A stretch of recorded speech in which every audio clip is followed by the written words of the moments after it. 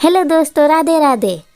आप सभी का मेरे चैनल पे स्वागत है मिस्टर बबलू निशा व्लॉग पर। Good morning friends. तो कैसे आप सभी? मैं आप सभी का अपने चैनल पे स्वागत करती हूँ। तो ये देखिए दोस्तों, मैं सुबह सुबह क्या बना रही हूँ। तो ये देखिए बथुआ का साग। तो पहले मैंने सारे बथुओं को काट ली थी। काटने के बाद अच्छे से धो के इसे उबाल ली हूँ। तो ये देखिए आधा कि मैं सब्जी छौंक दी हूँ बनने के लिए। तो आधा का मेरा सब्जी बन रहा है। और इधर आलू गोभी मटर की सब्जी भी बनेगा, क्योंकि डुगू के पापा नहीं खाते हैं साग वगैरह, इसी की वजह से तो उनके लिए बन रहा है। तो इधर मेरा आलू मटर बन रहा है और साग मेरा बन चुका है। और पापा जी कई दिनों से कह रहे थे कि बथुआ का चोखा बनाओ, चोखा बनाओ, क्योंकि उनका फेवरेट है, उन्हें अच्छा लगता है चोखा। तो मैं सोची चलो आज चोखा बना ही देते हैं, खुश भी हो जाएंगे। तो देखिए मैंने जैसे कि उबाल के रखी थी और इसे सिलवट पे पीस ली हूँ बथुए को। तो इसका पेस्ट तैयार हो गया। तो पेस्ट बनने के बाद इसमें डाल दी हूँ नमक और तेल और हरी मिर्च और लहसुन। तो साग में तो लहसुन ज़्यादा चाहिए, ताकि तभी साग अच्छा लगता है। तो ये इसका पेस्ट बना के इसमें मिक्स कर दी हूँ और फिर मिला दी हूँ। तो मेरा चोखा बन के तैयार हो गया है और साग भी तो बन ही गया है पहले से ही। तो अब मैं इसका पराठा भी बनाऊँगी आज बथुआ का। तो कैसे बनाऊँगी तो ब्लॉग में बने रहिए। तो मैंने बथुए में डाल दी हूँ थोड़ी सी हल्दी, नमक, हल्का सा तेल भी ऐड कर दी हूँ। आइए आटा चाल ली हूँ। तो आटा में ये सारी चीज़ें मिक्स करके गूँथ लेंगे अच्छे से। गूँथने के बाद इसके ऊपर से ऑयल लगा देंगे। तो देखिए मेरा आटा गूँथ के मैं रख दी थी 10-15 मिनट के लिए ढक के, ताकि अच्छे से मिक्स हो जाए, मतलब सॉफ्ट हो जाए आटा। तो कभी भी आटा साने तो ऊपर से ऑयल लगा दे। अब 5 या 10 मिनट तक छोड़ दें उसे ढक के। तो मैं छोड़ दी थी जब तक बाकी का मतलब सब्जी बना रही थी, आलू गोभी मटर की सब्जी बना रही थी और चावल। तो ये बनने के बाद मैं साइड में आलू गोभी मटर की सब्जी रख दी हूँ पकने के लिए। और इधर मैं पराठे बना रही हूँ बथुआ का। तो देखिए पहले मैं तो 3 कोना वाला समोसा वाला पराठा बनाई। तो क्योंकि डुगू कह रहा था मम्मी मेरे को 3 कोना वाला पराठा चाहिए, तो मैं बोली चलो ठीक है बना दूँगी। तो मैं उसके लिए पहले 1 या 2 उसके लिए 3 कोना वाला पराठा बनाऊँगी और बाकी गोल गोल पराठे बना दूँगी। लेकिन जब बनाई थी ना बहुत ज़्यादा यम्मी और टेस्टी बना था। सभी लोग तारीफ़ कर रहे थे कि पराठा बहुत टेस्टी बनाया है। तो ज़्यादा नहीं बनाई थी, कम ही बनाई थी और सबको पसंद आया था पराठा। तो ये देखिए मैं फटाफट से पराठे बना लेती हूँ।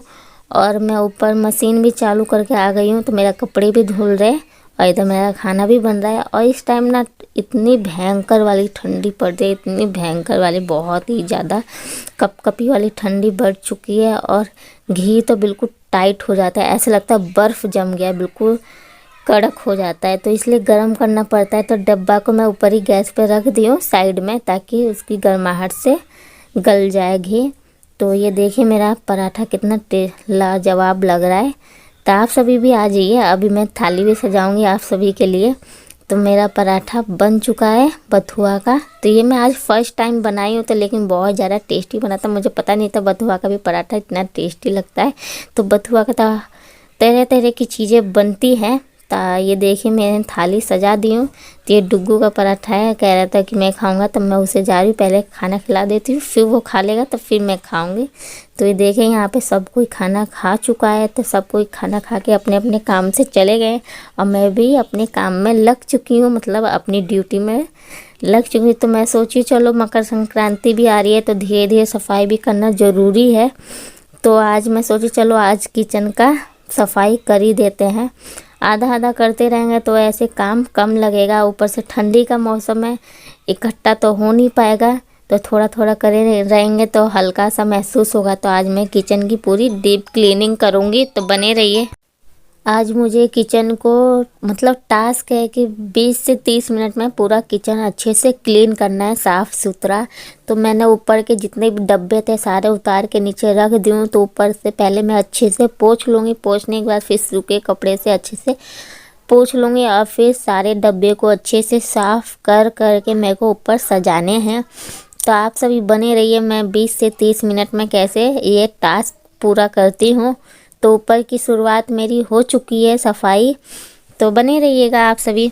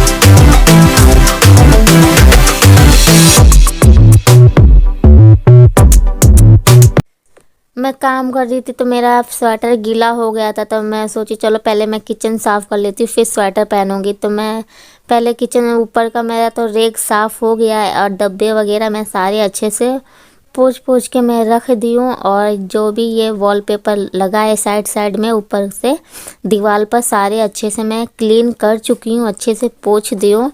और बार बार पानी भी चेंज करना पड़ता है मेरे को, मतलब गंदा पानी हो जाता है फिर चेंज करना पड़ता है या फिर दोबारा लेके आना पड़ता है अच्छे से। तो फिर क्योंकि वाइट वाइट है तो देखने में अच्छा नहीं लगता है, तो इसलिए चेंज करती रहती हूँ। और अच्छे से मैंने सारे दीवार अच्छे से क्लीन कर दी हूँ। तो मेरा सारा दीवार क्लीन होने के बाद फिर मैं नीचे का फर्श भी अच्छे से पोंछ दूँगी। पोंछने के बाद फिर मैं गैस को भी अच्छे से सारे हटा के सामान अच्छे से पोंछ दूँगी बिल्कुल क्लीन।